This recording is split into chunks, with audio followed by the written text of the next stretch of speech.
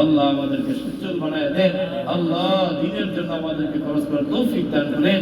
বদদিনকে আমাদের থেকে আল্লাহ আপনি দূর করে দেন। আল্লাহ আপনি জান্নাত থেকে আমাদের জন্য নাজাতের ফয়সালা করে দেন।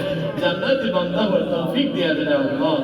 ربنا تقبل منا إنك أنت السميع العليم وتب علينا إنك أنت التواب الرحيم رب اجعلني مقيم الصلاة ومن ذريتي ربنا وتقبل دعاء ربنا اغفر لي ولوالدي وللمؤمنين يوم يقوم الحساب سبحان ربك رب العزة عما يصفون وسلام على المرسلين والحمد لله رب العالمين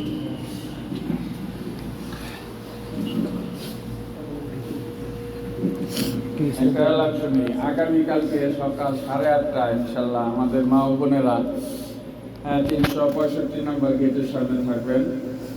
আপনাদের জিয়ারা আর রওজাতুল জান্নাহ রিয়াজুল জান্নাতে আমল, এটা সকাল 9:30 8:30 আমরা আমাদের উপস্থিত থাকতে হবে, যাতে করে আমরা 9:30 মধ্যে ওখানে ঢুকতে পারি ইনশাআল্লাহ।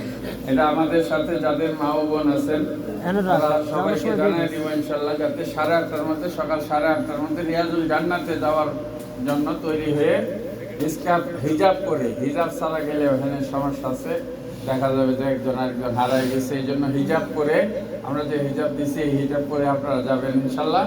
আমরা আমাদের সাথে কাগজ আছে, কাগজপত্র নিয়ে আপনাদেরকে ঢুকাই দিব। এরপরে ওখানে গিয়ে আমল করবেন। রিয়াজুল জান্নাতে কি আমল, এটা অনেকেই জিজ্ঞাসা করে।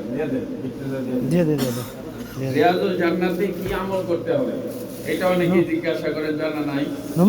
রিয়াজুল জান্নাতের মধ্যে নফল নামাজ পড়তে পারেন, কোরআন তেলাওয়াত করতে পারেন, দোয়া কান্নাকাটি করতে পারেন। রিয়াজুল জান্নাহ নবীজি সাল্লাল্লাহু আলাইহি সাল্লাম বলেছেন, মা বাইনা মিনবারি ওয়া বাইতি রাউদাতুম মিন রিয়াদিল জান্নাহ। মা বাইনা বাইতি ওয়া মিনবারি রাউদাতুম মিন রিয়াদিল জান্নাহ। আমার ঘর এবং আমার মিম্বরের মাঝখানে যে জায়গাটা, এটা রাউদাতুম মিন রিয়াদিল জান্নাহ। জান্নাতের টুকরার মধ্যে হতে একটি, জান্নাতের বাগানের মধ্যে হতে একটি বাগান। তো এটা মুফাসসিরিনে মুহাদ্দিসিনে কেরাম এটার ব্যাখ্যা করছেন যে যেই জায়গাটুকু নবীজি বলেছেন ওই জায়গাটুকু জান্নাতেই পৌঁছে যাবে, এইটা একটা ব্যাখ্যা। আরেকটা ব্যাখ্যা হলো এই জায়গার মধ্যে যারা ইবাদত করবে আল্লাহ তাআলা তাদেরকে জান্নাতে পৌঁছাবেন, সুবহানাল্লাহ। এই জন্য আমরা ওখানে যাই, যতটুকু সময় পাই ওখানে যাই নফল ইবাদত করব, দোয়া কান্নাকাটি করব, দোয়া